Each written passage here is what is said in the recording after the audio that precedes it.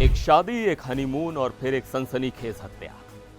इंदौर के राजा Raghuvanshi murder case में हर दिन नए नए खुलासे हो रहे हैं। क्या आपको पता है कि राजा की पत्नी सोनम ने कथित तौर पर शव को खाई में फेंकने में भी मदद की और बेंगलोर में हुई एक सीक्रेट मुलाकात ने इस साजिश की नींव रखी। चलिए आपको बताते हैं कुछ नए सनसनीखेज खुलासों के बारे में जो चौंकाने वाले हैं। नमस्कार, मैं हूं सिद्धार्थ प्रकाश। इससे पहले कि हम नए अपडेट्स पर बात करें, पहले थोड़ा बैकग्राउंड जान लेते हैं। राजा रघुवंशी मर्डर केस इस वक्त पूरे देश में सुर्खियां बटोर रहा है। आपको बता दें कि राजा रघुवंशी इंदौर का 29 साल का ट्रांसपोर्ट कारोबारी 11 मई 2025 को सोनम रघुवंशी से शादी के बंधन में बंधा। दोनों के परिवार खुश, शादी में धूमधाम और फिर ये नई नवेली जोड़ी हनीमून के लिए निकल पड़ी मेघालय के शिलांग। लेकिन 23 मई को अचानक ये कपल लापता हो गया।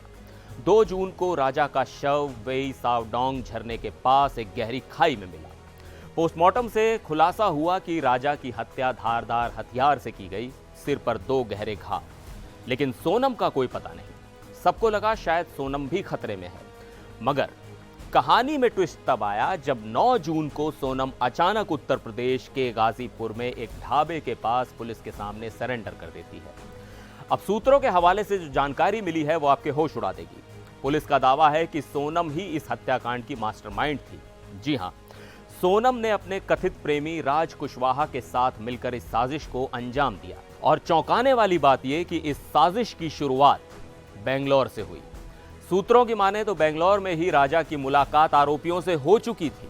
कल्पना कीजिए, एक ही शहर के लोग धीरे धीरे बातचीत शुरू हुई और फिर ये मुलाकातें कई जगहों पर हुई। यानी साजिश की जड़ें काफी पहले से तैयार हो रही थी। राज कुशवाहा, जो सोनम के पिता की प्लाईवुड की फैक्ट्री में काम करता था, वही इस साजिश का कथित मास्टरमाइंड निकला। सोनम और राज का अफेयर शादी से पहले से चल रहा था और शादी के बाद सोनम को राजा का करीब आना पसंद नहीं था। अब आते हैं सुपारी के खेल पर। सूत्रों के मुताबिक सोनम ने पहले आरोपियों को 4 लाख रुपए की सुपारी दी थी, लेकिन हत्यारों ने कहा हम थक गए, अब राजा को नहीं मार सकते। कल्पना कीजिए उस वक्त सोनम ने क्या किया।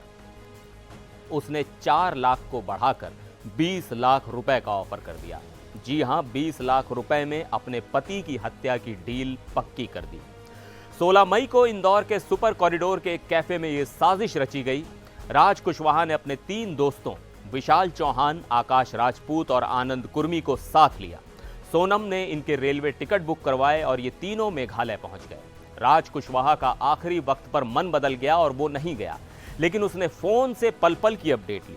23 मई को सोनम राजा को शिलांग के पास सोहरा के सुनसान इलाके में ले गई और वहां पहले से मौजूद आरोपियों ने धारदार हथियार से राजा पर हमला कर दिया। सूत्रों का दावा है कि जब राजा पर वार हो रहे थे, सोनम सामने थी और चिल्लाई, मार डालो इसे।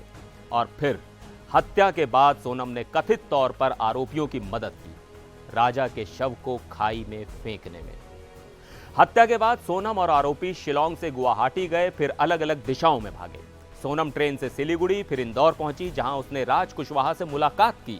इसके बाद एक ड्राइवर की मदद से वो वाराणसी फिर गाजीपुर पहुंची।